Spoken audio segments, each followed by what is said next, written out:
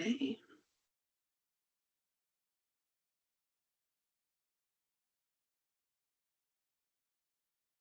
Hello, everybody. We're just going to sit here and wait for a little bit before we actually officially get started, but welcome to everybody that has joined us so far.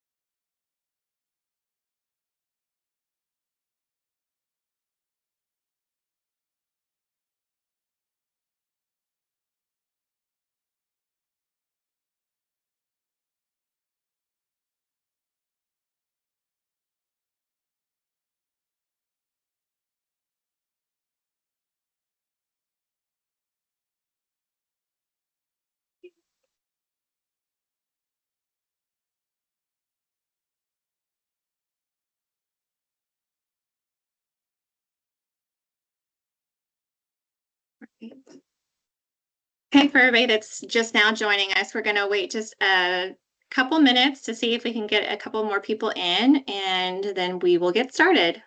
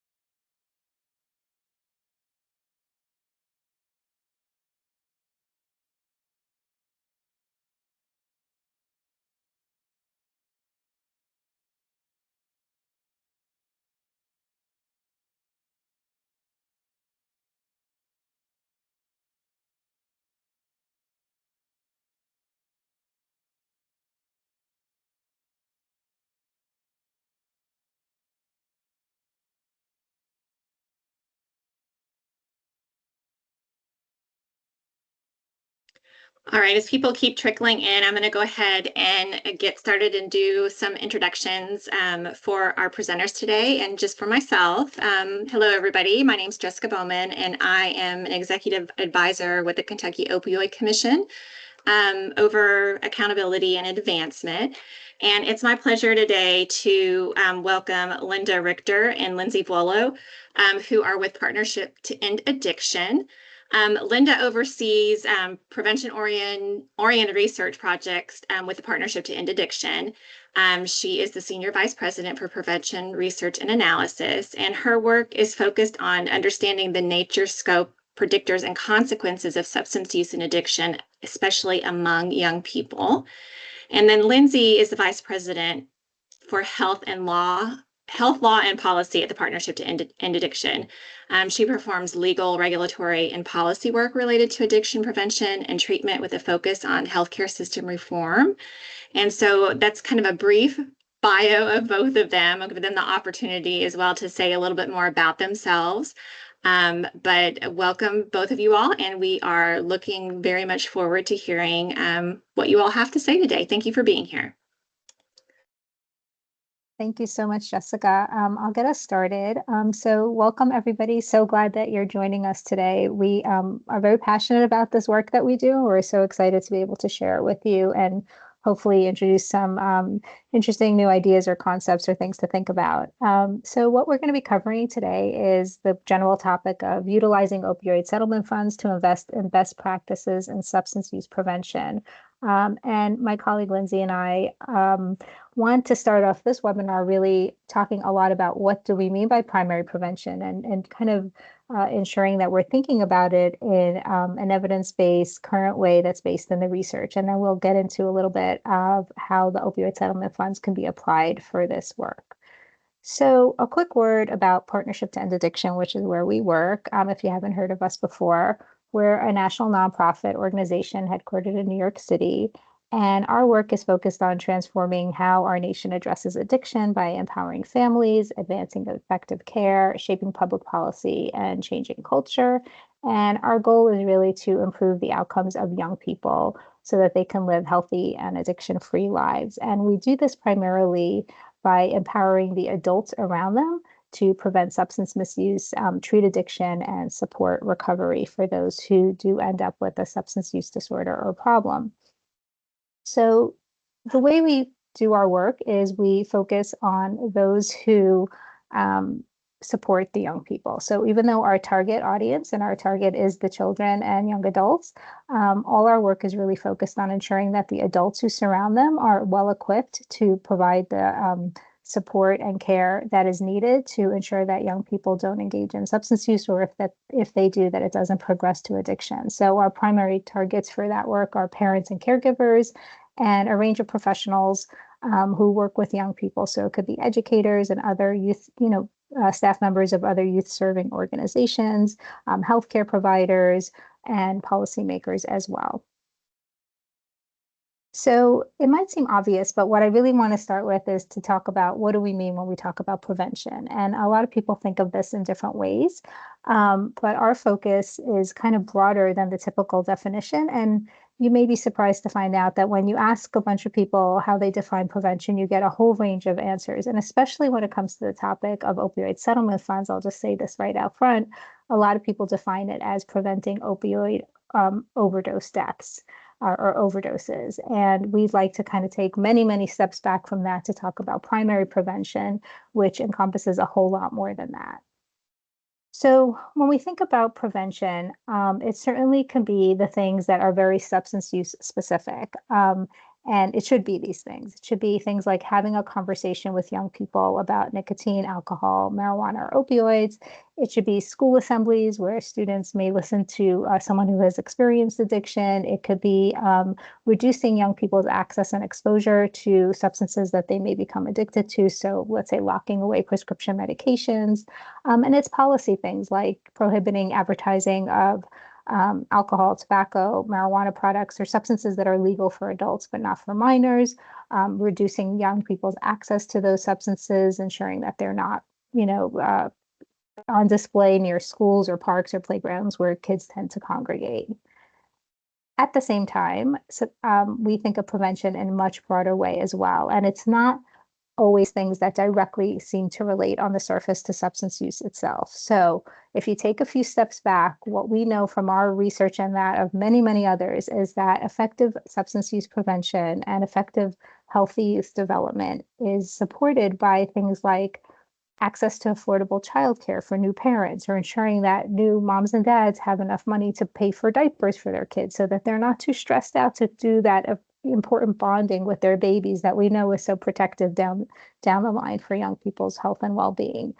It's policies that reduce poverty or offer paid family leave, guarantee health insurance coverage so that parents who have mental health issues or substance use disorder can get the coverage and care that they need so that their children grow up in a healthy environment and not one that's riddled with addiction and mental illness. We know that good prevention involves school programs that do so much more than just lecture kids about substance use, but that actually build resilience, improve their social skills, ensure that they have good coping mechanisms, ensure that they know how to regulate their emotions in healthy ways, ensure that they have adult mentors or trusted adults in their lives who they could turn to when they're feeling stressed or insecure or uncertain about how to cope with a life problem. Um, we know, and we'll talk a lot about this soon, that effective prevention is having just fun, engaging, accessible after school weekend activities, extracurricular activities, other things that kids can engage in where they could take, manageable risks that are not too dangerous, that they can engage in some of their natural sensation seeking tendencies, that they could feel like they're learning new skills, that they're succeeding. These are all very protective for young people against substance use. And obviously, safe neighborhoods and strong community connections are so essential for young people as well. Essentially, our whole philosophy is based on this model here, which I'm sure many of you have heard about before, which is what when we think about prevention, what we want to talk about are proactive, early, and upstream efforts to protect young people, as opposed to just focusing on the reaction or the downstream. So, what we're trying to do is really tackle these issues before they emerge by creating the healthy environments that kids need to grow up in a safe way to prevent the risky behaviors from emerging in the first place. So there's the famous quote or the famous analogy to the river metaphor, where we want to not just be pulling people out of the river once they've fallen in and gotten downstream by being reactive. What we want to do is understand why they're falling in the first place and address those factors, which we call risk factors. So this comes from a famous Desmond Tutu quote, and essentially this is really the current model for prevention is going upstream, being proactive, taking an earlier approach to prevention and a broader approach as well. And we know that by intervening earlier and more broadly, say by implementing good social safety net programs, treating parents who are struggling with their own addiction or mental health issues, screening young children for the signs of risk that may ultimately lead to substance use or other behavioral issues. These are ways that we're going to prevent kids from falling into that river or down that path of substance use and addiction.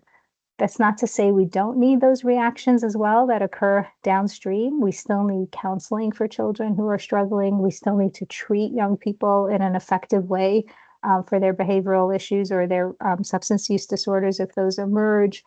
We still need to go all the way down that stream and train all the adults in young people's lives in using things like Narcan, naloxone, in case they do encounter a young person who is experiencing an overdose. So it's not an either or, but the more we do this upstream work, the less resources we will have to dedicate to the downstream work, and the more children will have to struggle and suffer down that path. At the same time, as much as we talk about moving upstream, we do still focus on adolescence, and there's a really good reason for that. Adolescence is a really critical developmental period when it comes to things like substance use, mental health issues, and behavioral problems. It's a period of intense and transformative brain development, and it allows this kind of period of transformation. We often roll our eyes at, scoff at it or roll our eyes or kind of talk about young people or teenagers as this like separate breed or species. But the reality is that it's really very evolutionarily and developmentally important that they go through this period of being sort of risk taking and sensation seeking and a little impulsive and not thinking everything through the way we as adults think that we do, because it is that risk taking and that impulsivity and that sensation seeking that allows young people to move from the stage of being protected by their parents and being children to trying new things and taking risks and learning from them and experiencing the world and getting to develop into an adult who knows how to manage those kind of challenges. So it all makes a lot of sense, but it's a touchy period nonetheless. So, and the reason for that is because the brain, that is, as the brain develops during adolescence and early adulthood, it does take, it does, make people take more risks and do kind of riskier behaviors. However, it is not yet equipped or designed to kind of control the really unhealthy or really risky behaviors that can have long-term consequences. So it's this balance that's kind of both good and bad. And that's why we are so concerned about this age and this developmental period. It's also why substance use during adolescence or early adulthood is really so very risky, and more so than when an adult uses substances. It's because during this period, substance use can literally change the developing brain. It could change the structure and the functioning of the brain, and those changes can persist into adulthood. So we know that when a young person uses substances, the risks to them are far higher than they are to an adult who uses substances. Adolescence is the period that's most vulnerable to initiating or starting to use substances, and also to experiencing the negative consequences of that substance use. So just to kind of put a finer point on this, these charts are really effective in kind of demonstrating just why this age period is so important.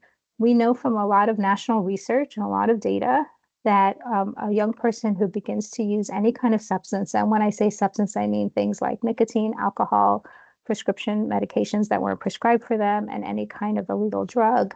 For a young person who begins use during adolescence or before age 18, they have roughly a 1 in 4 chance of developing a substance use disorder or addiction.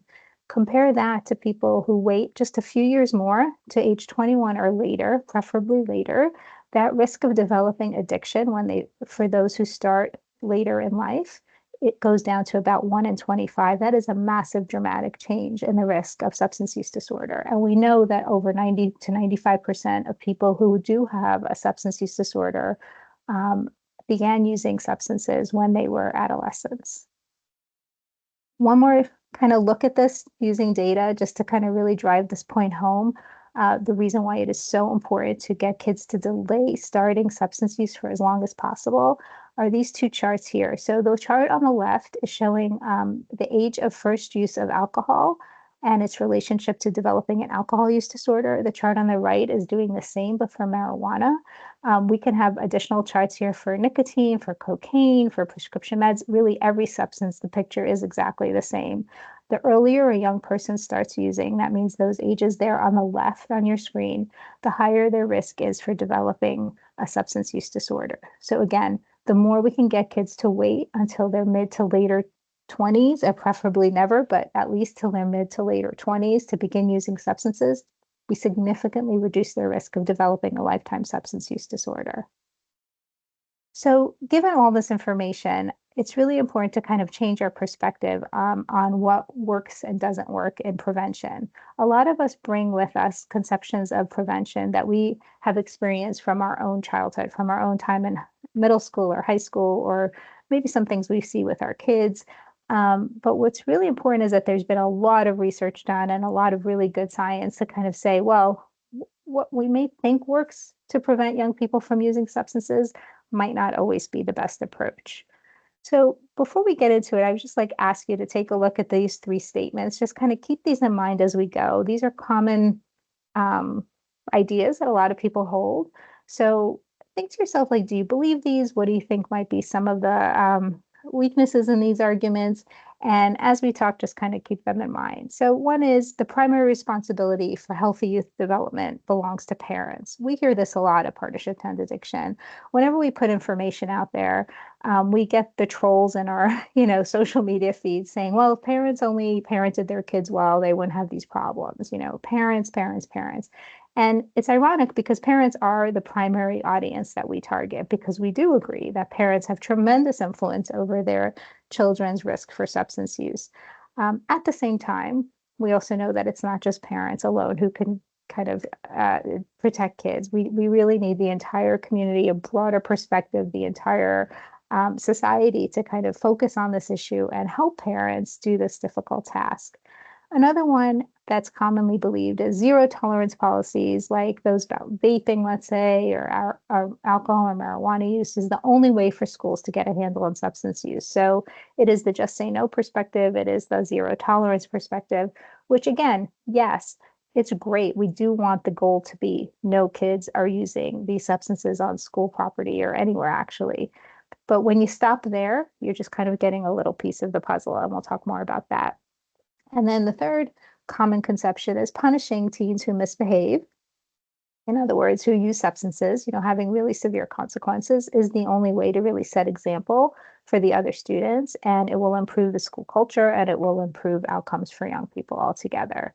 And this is the kind of punitive perspective on prevention that has really been the dominant theme for many, many decades, centuries in our country. And in the past few decades, we've come around to realizing that whereas that might be effective for some people, when you're talking about prevention for the broader population, and especially those at highest risk, we really need to take more of a health-based perspective and not just a punitive perspective.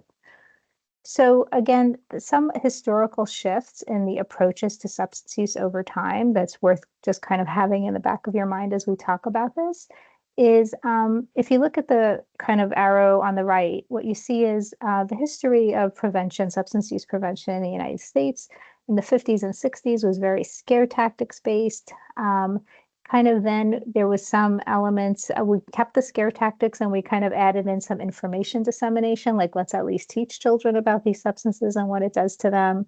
Then in the 70s, as we were kind of a little more hippie-ish, we moved into a little more of the emotional awareness and educating kids about, their emotions and how that might affect their substance use and having some sort of alternatives and coping skills. So we started to recognize the importance of that.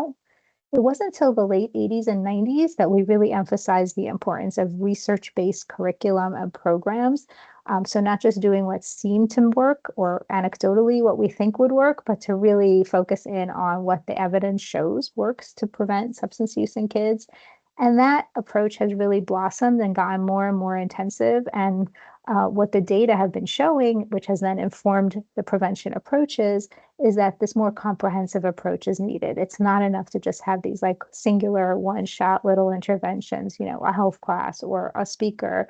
What we need is a more comprehensive approach that involves the children, the adults in their lives, the society at large, policies, healthcare, et cetera. And this sort of trajectory or historical shifts in how we do substance use prevention really tracks well with how we think about addiction and substance use, what those models were for understanding it, which is that square on the left. Back in the 50s, 60s, 70s, and to some extent continuing today, people's conception of addiction was largely based in the moral model that somebody who used drugs or alcohol was an immoral person or a weak person.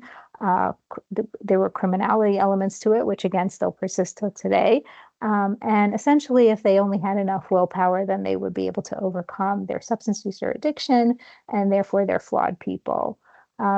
Advances in neuroscience allowed us to start seeing what actually happens inside the human brain when somebody uses substances, and there's become more and more understanding of the biological bases of substance use and addiction and how substance use affects the brain and perpetuates addiction.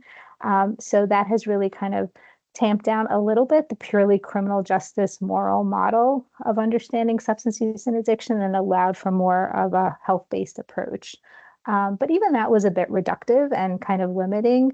It's, if you just say, oh, it's my brain that makes me this way, period, it doesn't really account for all those social factors and emotional factors and modeling in the community and the availability of substances and the lack of healthcare and all the other things that we know are so important that might increase the risk of somebody engaging in substance use. So the primary model now is this sort of biopsychosocial model, which takes into account the biology, the psychology, and the larger social environment in which a person grows up and lives to all account for their risk for substance use and addiction. So I do want to get into a little bit of, what persists in terms of prevention nowadays as a model and what some of the flaws with those approaches might be.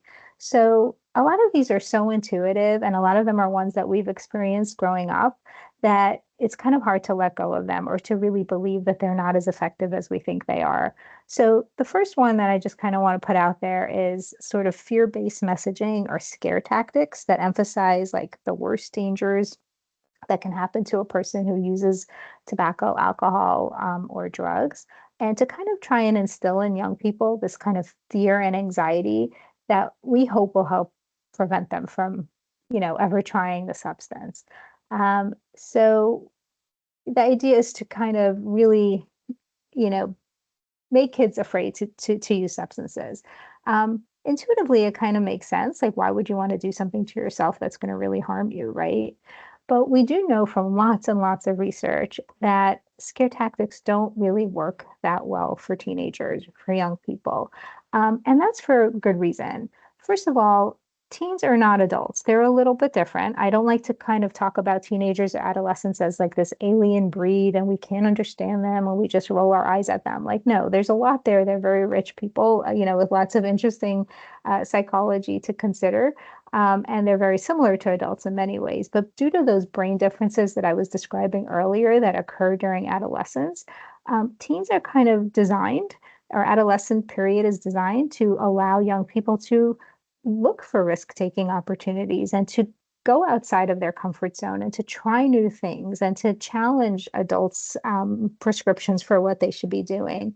And because of all those reasons, young people tend to respond differently to fear tactics than maybe adults think they would, because they are primed to seek out sensation and reward and novelty and new things. And that is developmentally appropriate. So when we show them something that we think is scary, to them, it kind of seems a little appealing potentially.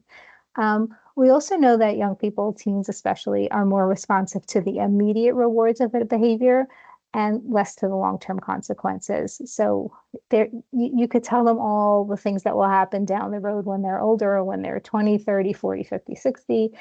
Those are all less salient to them than what's going to happen right in the moment, which is their anxiety might go down if they use the substance, or somebody might think that they're cool, or they might get invited to a party.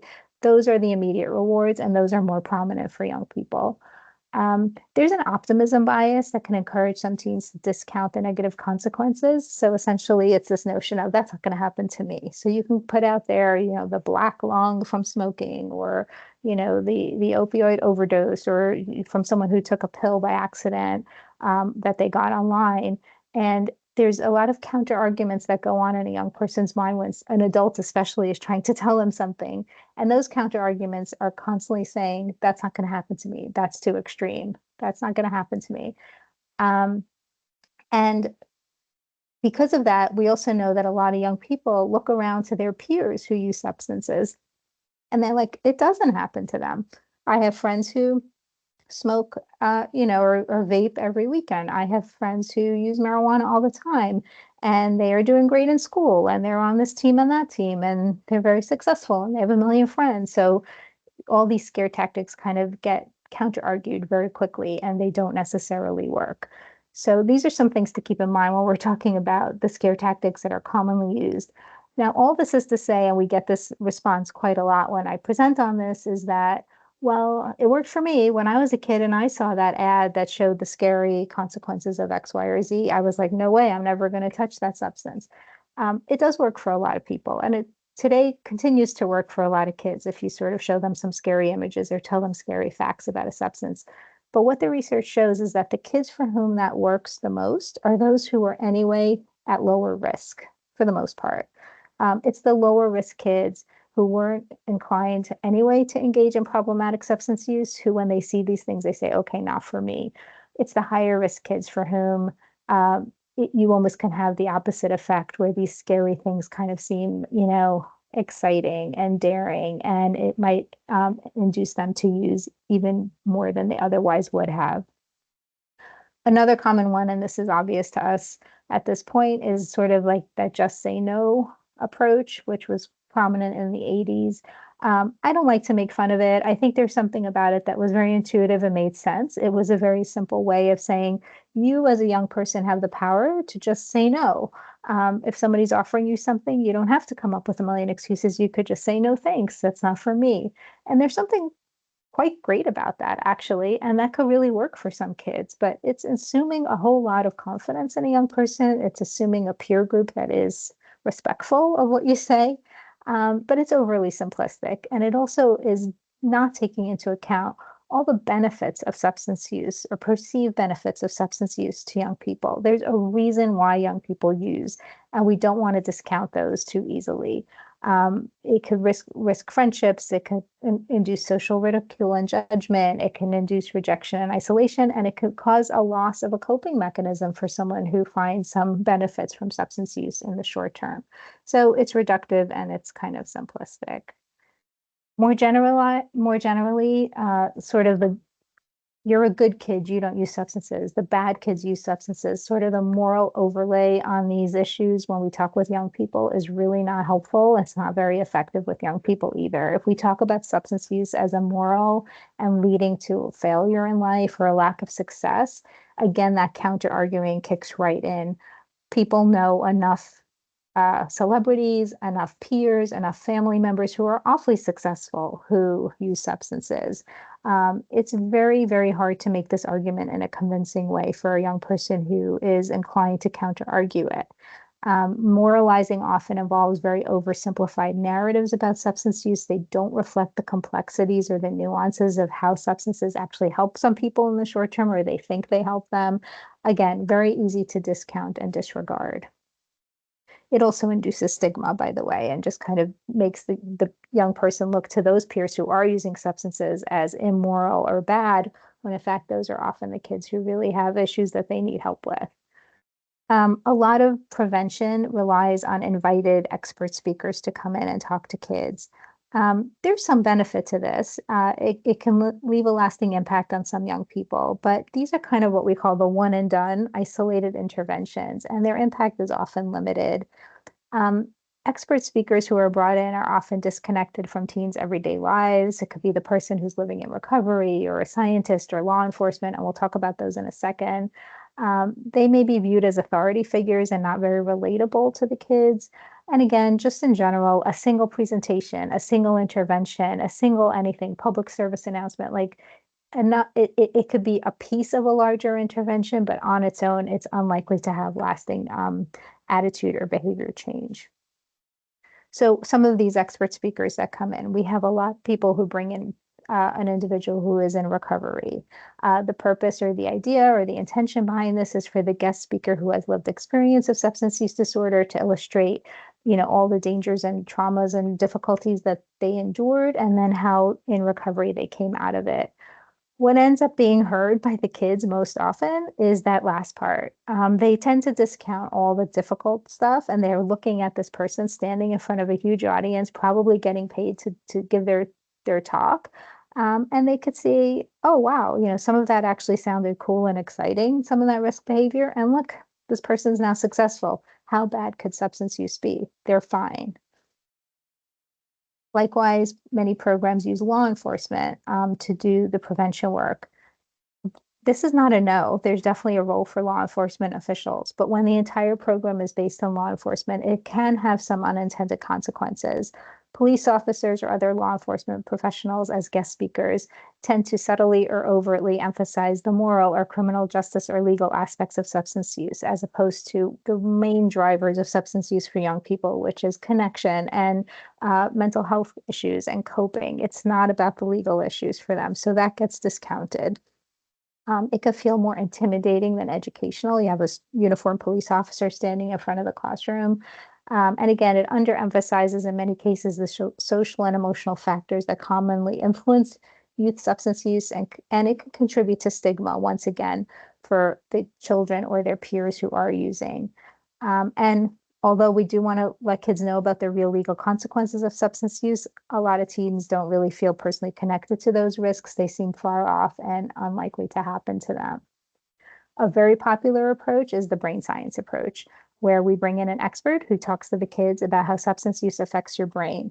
Again, this is an essential component of substance use education for young people. They do have to understand how substance use affects the brain and changes the brain. And in fact, a lot of kids really like this element of the prevention program. They are curious about science. They like to hear about how it works and how it affects them physically. Um, However, often when this is the main focus of the intervention, uh, kids get a little bit of information overload. A lot of it could be feel a little bit abstract, like, oh, the neurons and the, neural pathways and this region of the brain and that region of the brain. And when all they're really doing is saying, well, I like smoking marijuana because it relaxes me and lets me hang out with my friends in a fun way, regardless of what it's doing to my neurotransmitters. These presentations often involve a lot of data, a lot of charts, a lot of statistics. And one other component of it that happens a lot is we tend to patronize the teenagers or the adolescents. We say, your brain's not fully developed yet. Your brain is under construction. When you do something impulsive or risky or silly, that's your brain being undeveloped doing it. It could feel very condescending to young people. And it tends to kind of paint them in a little bit of an undeveloped negative light. And we all know that adolescents want to be not spoken down to, and they do feel like they're adults, and many of them don't respond well to it. So there is certainly a role for the brain science in there, and it is an essential piece of it, but we want to be thoughtful about how we present it to young people. A lot of schools, especially, and parents turn to drug testing to deter young people from substance use. Again, very logical. If you're a kid in school and you think you're going to get expelled or suspended if you test positive, that makes a lot of sense as a deterrent. Same with parents. You come home from a party. If you think your parent is going to be testing you for alcohol or marijuana or other drugs, you may not end up using. So there is that potential short-term benefit of deterrence. But the larger issue and problem with this is that it sets up a relationship between the adult and the young person that's not based on trust and health and care. It's more surveillance and policing and a lack of trust. And what it can do for many kids, again, especially those at higher risk, less so for those at lower risk, is it can induce secrecy and cheating and fear and interfere with a healthy relationship between the adult and the child, which is really the goal of prevention. We want kids to be able to feel like they can come to an adult, whether it's a parent, other caregiver, teacher, coach, whoever, and have a trusting relationship with them and share with them the things that are making them feel inclined to use substances so that we can help those kids. We do not want them isolating and hiding from the adults.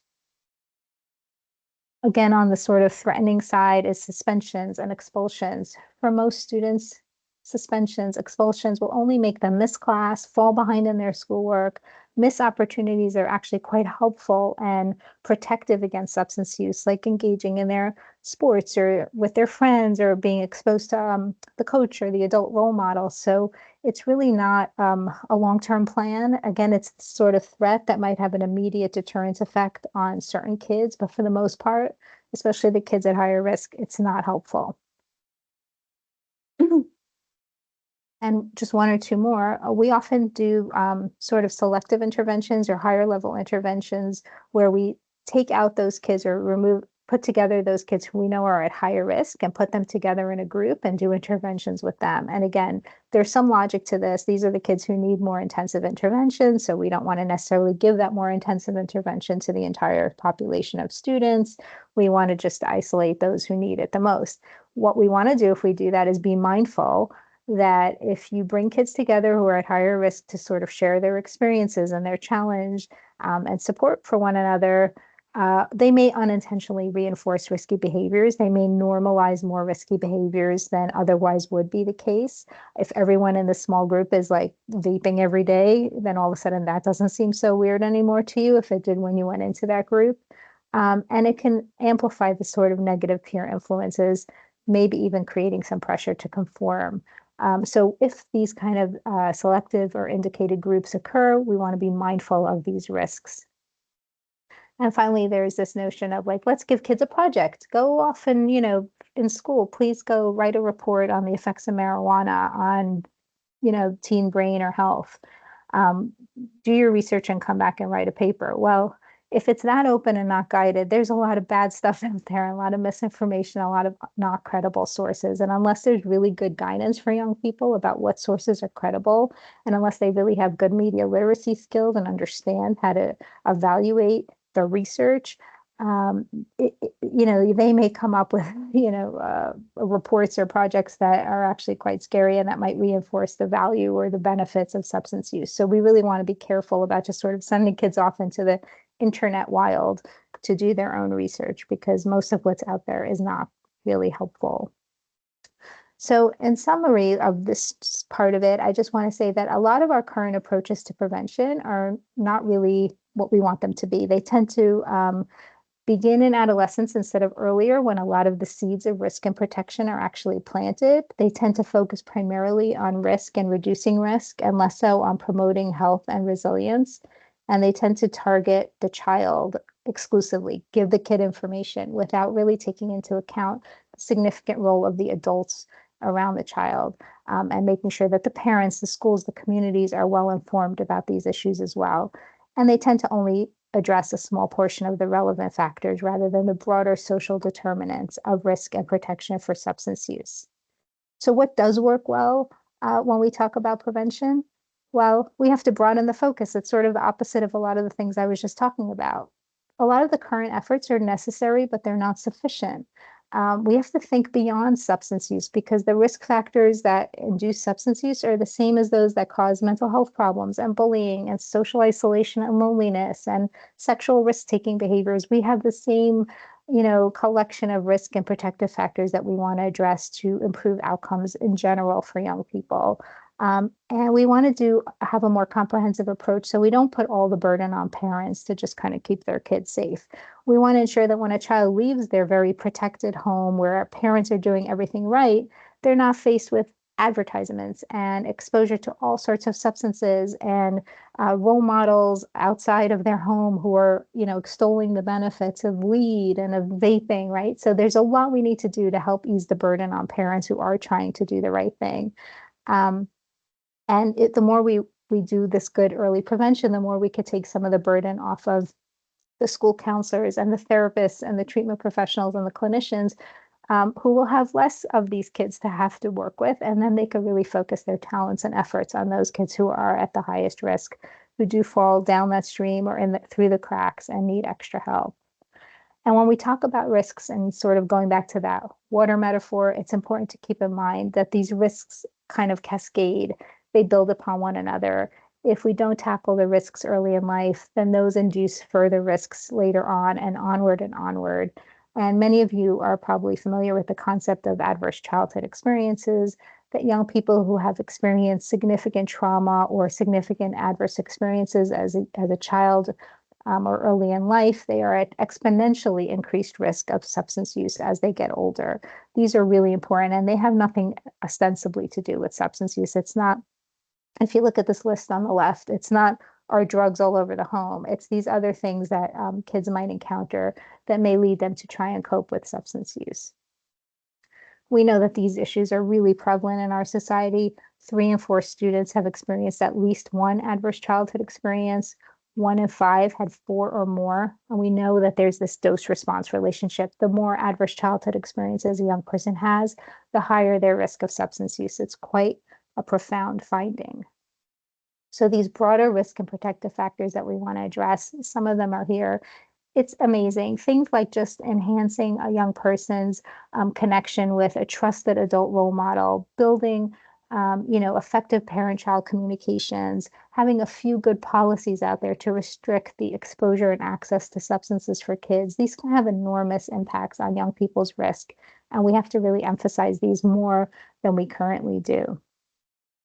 And we have to think of prevention as going across the lifespan, from infancy all the way through early adulthood and beyond. You'll see on the bottom there that line that says a trusted adult. That is one of the most profound findings. If a kid has at least one trusted adult in their life, and it doesn't have to be a parent, they are they're so protected, or so much more protected against substance use and related consequences than those who don't. But there's a whole range of things we could do along the continuum to ensure that kids have that protection that they need. And ultimately, what we're trying to do is have this balance every kid's going to have some risk factors. Every kid's going to have some protective factors. But what we want to do is look at this fulcrum and make sure that those protective factors are tilted in their favor so that even a young person with a lot of adverse childhood experiences, a lot of other risk factors, we want to pile on those protections to really balance them out and reduce their ultimate risk. And if you haven't gathered it so far, what we really always are strong proponents of is taking a health rather than a punitive approach. We want to understand why young people are turning to substances. There's always a motivation behind their behavior. We want to offer them healthier and safer ways to cope with their problems. We want to recognize that there's rational, developmentally appropriate reasons for why kids do the things that they do that we don't want them to do. And we want to promote their health and safety and let them know that that's our main goal more than sort of surveillance and punishment and reprimanding them. And this can look like, here is just like some examples, understanding the why for risky or undesirable behaviors instead of just enacting punishment without understanding why a kid does something. It's never using a one size fits all approach, but it's really tailoring interventions to a young person's needs.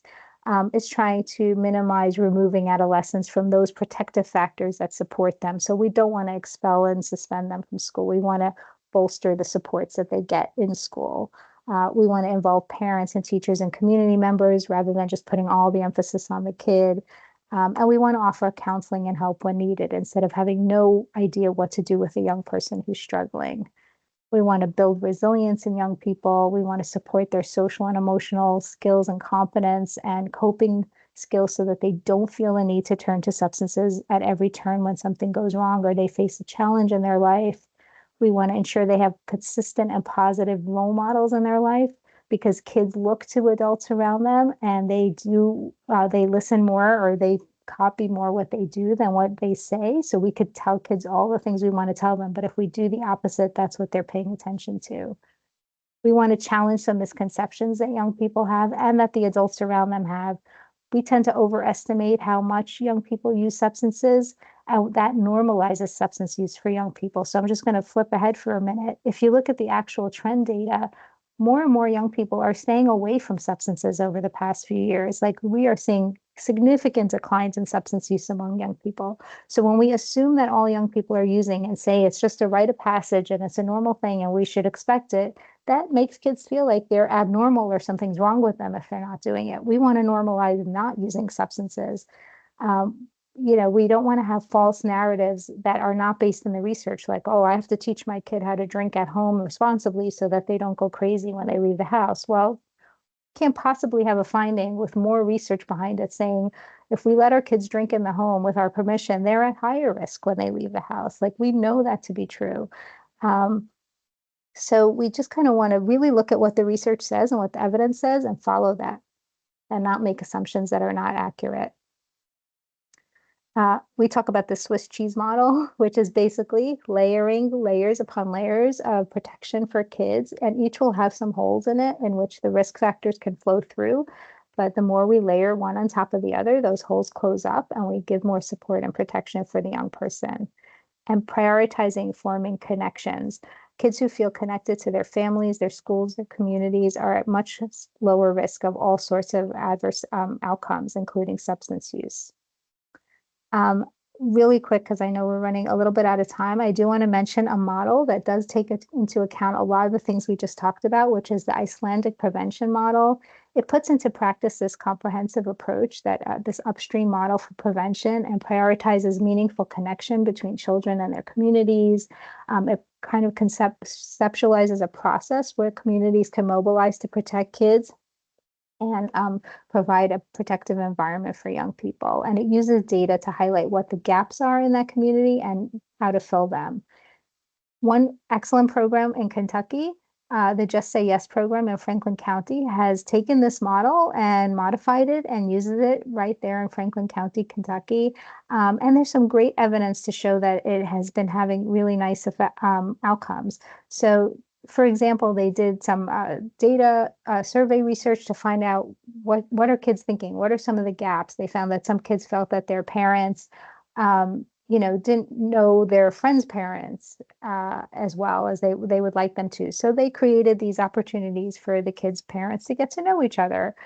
They found out that kids don't have access to extracurricular activities or things to do after school. So they took an example from this Icelandic model and created the Yes Card activity voucher, which allows kids to engage in engaging after school or extracurricular activities. There's been a published research study showing the benefits of this, that kids who engaged in this program compared to those who didn't um, ended up doing much better on a range of outcomes, including substance use. And all these mental health factors, increases in students getting more physical activity, decreases in feeling worthless, and a significant increase in volunteering, which are all protective against substance use. So we can use opioid settlement funds, which the Just Say Yes program was funded by opioid settlement funds in Kentucky, to do things like training the workforce to understand these prevention principles I just talked about, and initiating programs that are effective and comprehensive. I'm going to turn this now over to my colleague Lindsay to talk about some of the work that she's been doing to kind of conceptualize these ideas in a more practical way. So Lindsay, let me turn it over to you now. Thanks so much, Linda, and thank you for having us here to talk with you about this topic.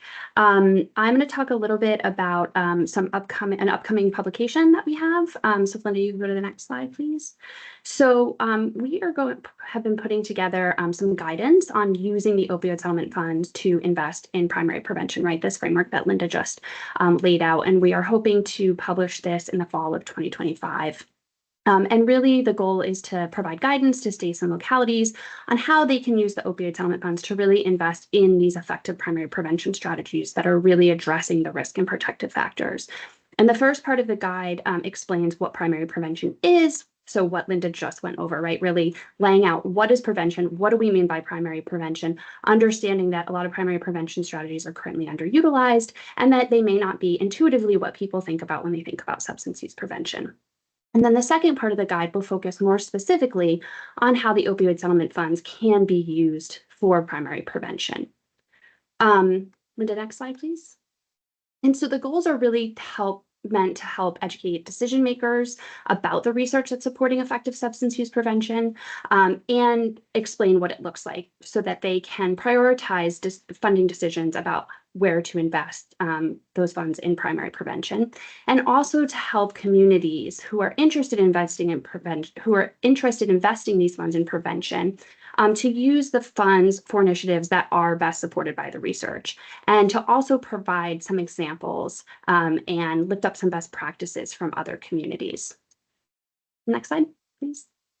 So I'll just give a brief overview. So the guide really delves into 2 core strategies and a number of approved uses under those strategies from Exhibit E that are most aligned with a primary prevention framework. And we really focused on strategies that can be implemented in schools as well as communities, and looking at strategies that don't have other funding sources.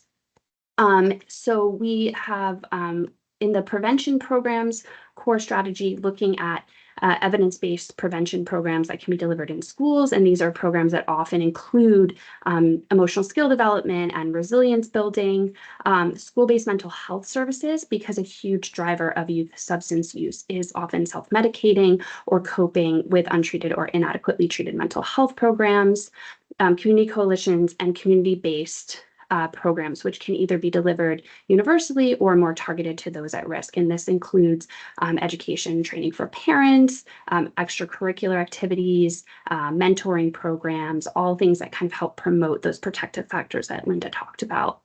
And the second category is for pregnant and postpartum women. So this is these are interventions that really specifically aim to address both parental substance use as well as the health and well-being of their children. And this is because untreated parental substance use disorder and its related consequences are a really significant risk factor for youth substance use. So we know that addressing substance use in pregnancy and among parents is a really critical primary prevention strategy for preventing substance use among their children and in breaking those patterns of intergenerational addiction. And so 2 of the approved uses that we really look at are home visiting programs. These are home-based services where professionals deliver parent training skills and other supports. throughout the prenatal, perinatal, and postpartum periods. Research has found home visiting programs to be effective in reducing youth substance use. And then also looking to other parenting and family supports for families who are impacted by substance use disorder. So this can be providing services like mental health and other parenting supports to parents with substance use disorder, as well as providing services to more at-risk children whose parents have substance use disorder or might be involved in the child welfare system because of parent substance use, or children who have lost a parent to overdose. And communities are really investing in a wide range of strategies that target both the parents and the children. Next slide, please, Linda. So we also include in the guide a number of examples. And so these are really like select practical examples from states and communities that are investing the funds in programs that really align with this framework, with the caveat that these examples are not all inclusive and many have not been vigorously evaluated for effectiveness. So their inclusion doesn't serve as an endorsement of the program or its efficacy, but really they're meant to serve as examples of that are really aligned with this framework, and that these programs, when used particularly in combination with other prevention strategies, should help to prevent or delay the initiation of substance use. Next slide, please. So these examples include mentoring programs, and here we've listed some select examples from where Kentucky has been investing opioid settlement funds into some specific types of programs. But we include mentoring programs, community-based prevention programs, parenting education programs. As Linda mentioned, parents are a really powerful source in prevention, and so making sure that they have the right information and resources to really help their child. School-based prevention programs, and then extracurricular activities, as Linda just talked about, that are, particularly when part of a broader comprehensive prevention program that are based on the Iceland model. Next slide, please. The guide also includes some process recommendations. And so, how do communities determine how to invest these opioid settlement funds? And so there's been a lot written about doing needs assessment, really to understand what are the community's even broader needs that can be addressed by the opioid settlement funds, but making sure that those needs assessments also are directed towards the community's prevention needs. So determining which risk and protective factors are most pressing in the community, which individuals are most in need of prevention services, and what can reasonably be addressed given available resources. And we know that this is always going to be a challenge. There are not enough available resources to address the needs. And also addressing, including input from the community, and as well as data, and making the results publicly available, which helps to improve transparency and accountability and community buy-in. And then making sure that that communities are looking for opportunities to create sustainability in these investments, since the funds are time limited, and also to avoid supplementation. So to avoid funding programs that are already funded by other funding sources. And then making sure that there are mechanisms to track performance and perform evaluation, and to continue to build a database, to continue to build a research base around which programs and strategies are most effective in having their intended outcome. Next slide, please. So some other important caveats are that states may often have their own requirements in addition to Exhibit E about how funds must be spent, or the funding decisions might require approval by a board to ensure that they're going towards approved uses in the way in which that community has interpreted use of the opioid settlement funds. We know that interpretation varies widely across the country.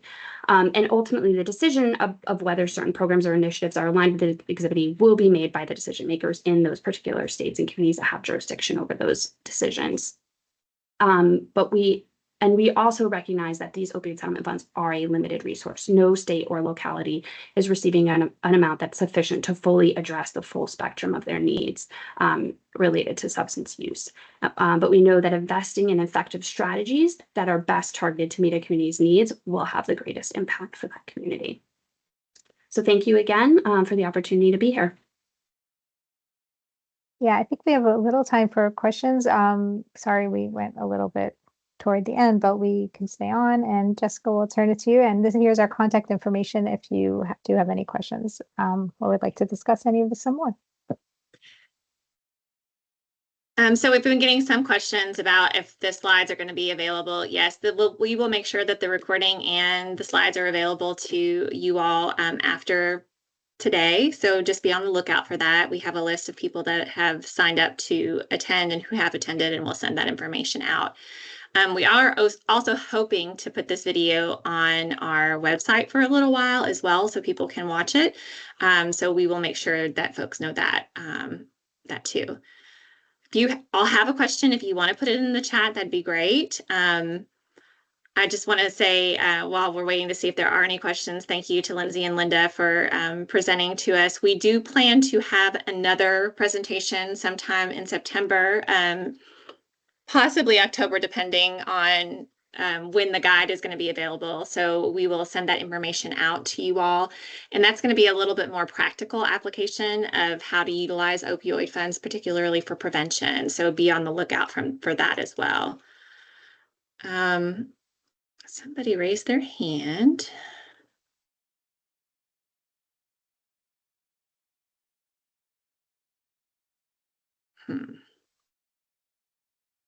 Mary, maybe Mary. I'm trying to figure out how to get her to be able to speak.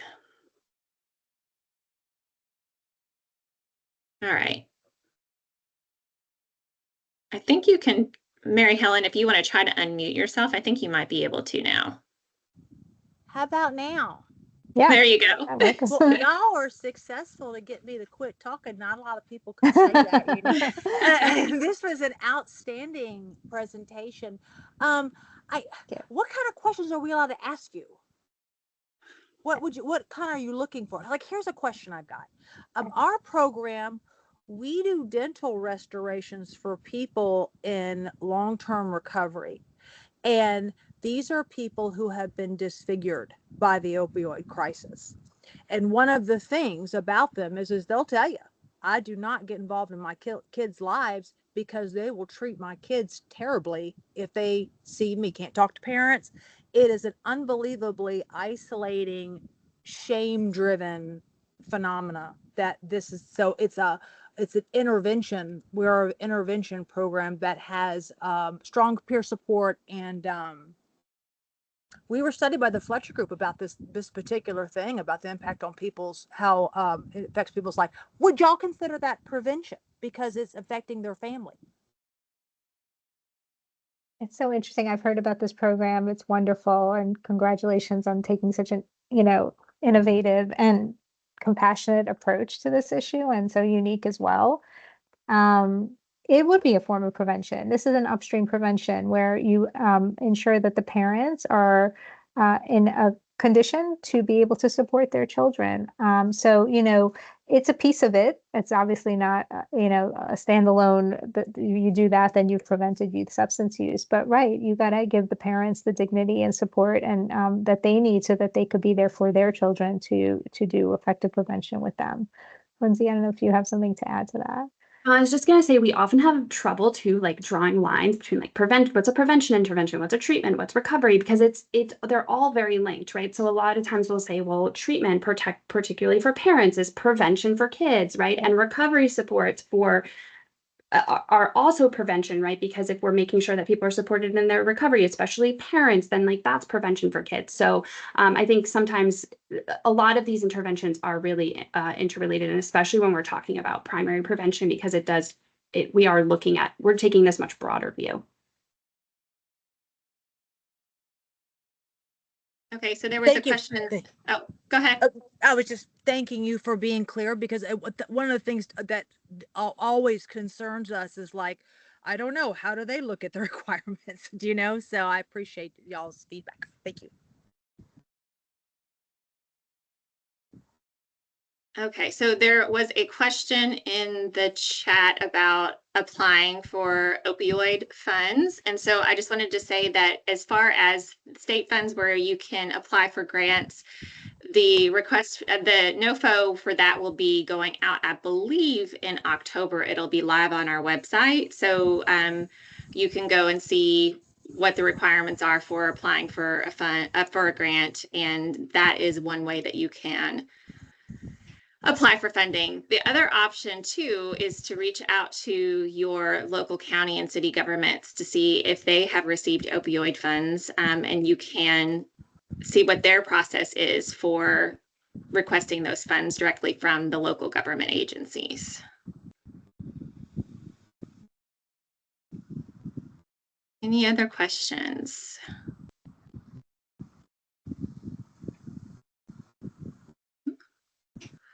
Okay, seeing that there aren't any, again, I just want to say thank you to our lovely presenters today, and we will be in touch with information covered in today's presentation, and hope to see you all at the next one.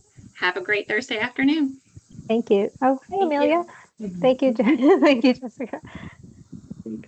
Take care.